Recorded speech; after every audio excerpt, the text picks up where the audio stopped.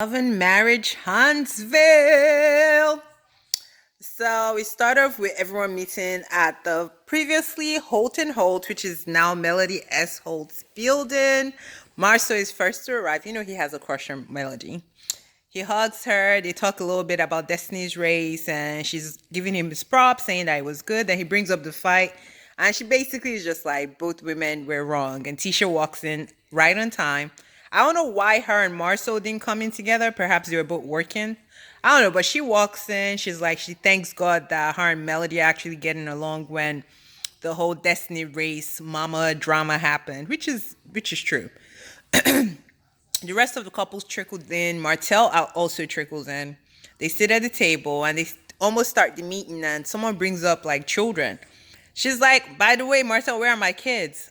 Which is weird because he could have said, oh, your kids are here. So he brings the kids, takes them to her office, doesn't tell her, doesn't tell the kids, which is weird. So she gets up. She's like, of course I'm going to go say hi to my kids. Like, that's weird that they're here. And, so that starts off being like a little cold. So we can already see that there's about to be some drama. Martel done did something and Melody is pissed about it. So she goes, says hi. The kids are super excited to see her.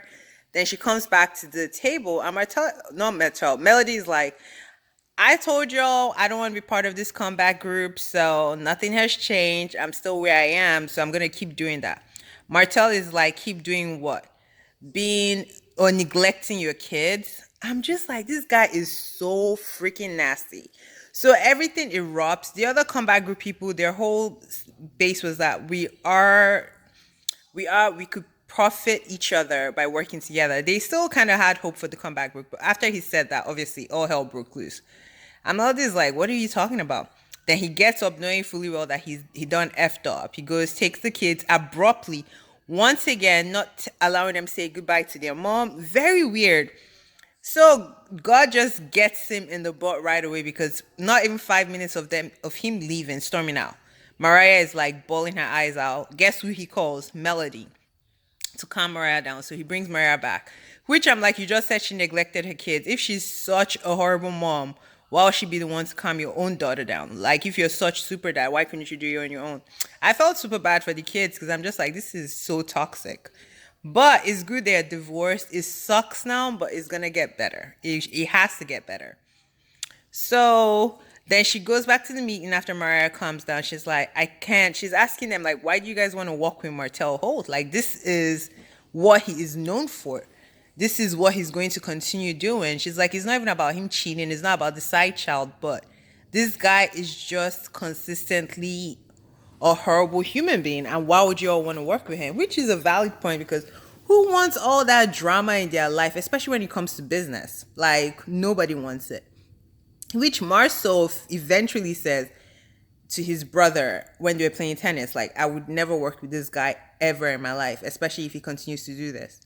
So the scene kind of lingers on. Then the couples kind of go in the back screen. Everybody's like, man, Martel continues to mess up. And Marceau like schooled him out there. He's like, you have to stop this.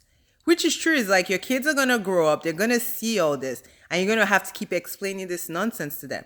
You're the one that broke up the family, yet you continue to blame Mel.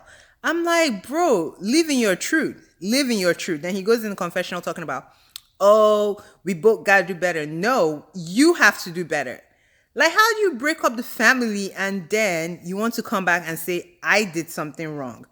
That to me is like narcissism 10,000. Like, bro, get out of here with that. Really, he's a horrible person. I don't like his mom spoiled him as a child, obviously, because he is so unaccountable for the nonsense he does, which we'll see again when his builder's license comes up. But anyways, so the next scene is the brothers playing tennis. They both suck. But Maurice is making a joke talking about they're the next Williams sister. I doubt it. I think you guys should just keep playing ping pong and leave tennis alone.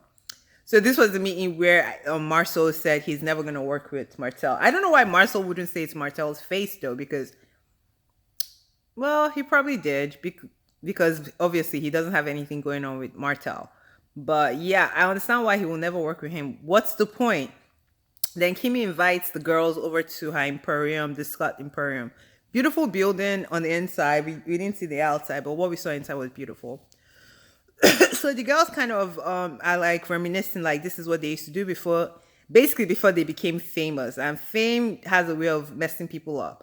And they're just talking about everything that's happening with Mel and Martel. Then Kimmy asked a good question. She's like, "So what do you want us as your friends to do if this keeps like coming up?" And Mel hadn't thought about it, but she was like, "That's a really good question because obviously they're having all these blow ups in group settings, which cannot be pleasing." So they kind of move on to Kimmy and Trish, Tisha's problems with the whole charity stuff. And Kimmy is like, we write checks for you all the time. So for you to even put that in the group text, which context is great because I thought Kimmy was really losing her mind. If you see my previous review, I was definitely on Tisha's side.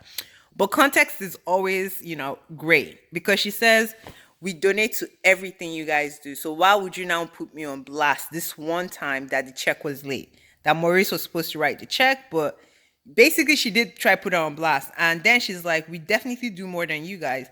Tisha was caught off guard and she was very pissed because Kimmy specifically mentioned that, yeah, monetary wise, we basically threw the hammer down and you guys don't really. That's what Kimmy said.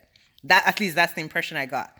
But I understand why she's saying it because it's like you're trying to put me on Front Street in front of cameras. Like either I ain't got no money or I'm stingy or I ain't supporting you, which is not true because we always support you.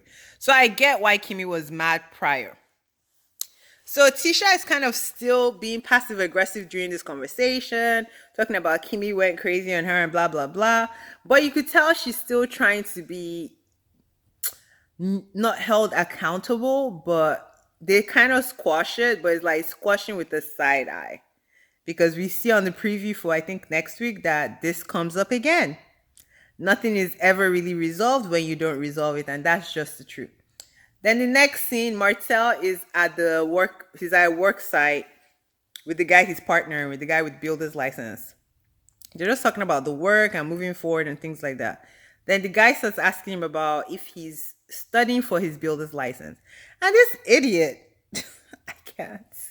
He's like, he has other priorities. What are your other priorities? Your primary income minus the show, which I don't know how much the show could be paying you, is basically construction and building houses, and you're trying to get a contract for the 7 acres. Like, I would think you obtaining your builder's license is of utmost importance. Like, when he said that, I was just like, this guy ain't shit, ain't gonna be shit. Like, OMG. Then Mel calls talking about she wants to talk to him. And he confesses like, oh, I know I messed up. I messed up last night. I think that's the only thing she wants to talk to me about. So the friend's kind of making a joke like, how is she gonna come? I hope the neighbors don't know your name. Like, yo, better like not cause a scene at this work site, that kind of thing. So Martel is like, no, I won't cause a scene. He walked to to Melody's car when Melody got there. And Melody is like, what is wrong with you? Then she didn't want to put him on blast that he was technically stalking her. But then Martel, he's always got to defend stupid shit. He's trying to defend his stupidity. Apparently, he was stalking her at a restaurant where she was on a date with some other guy. He's there taking pictures of videoing her, which is very, very disturbing. Like, that's some restraining order type shit. Like, why are you videotaping me? We've been divorced because you violated our vows, not because of me, because of you, Martel Holt. So how dare you?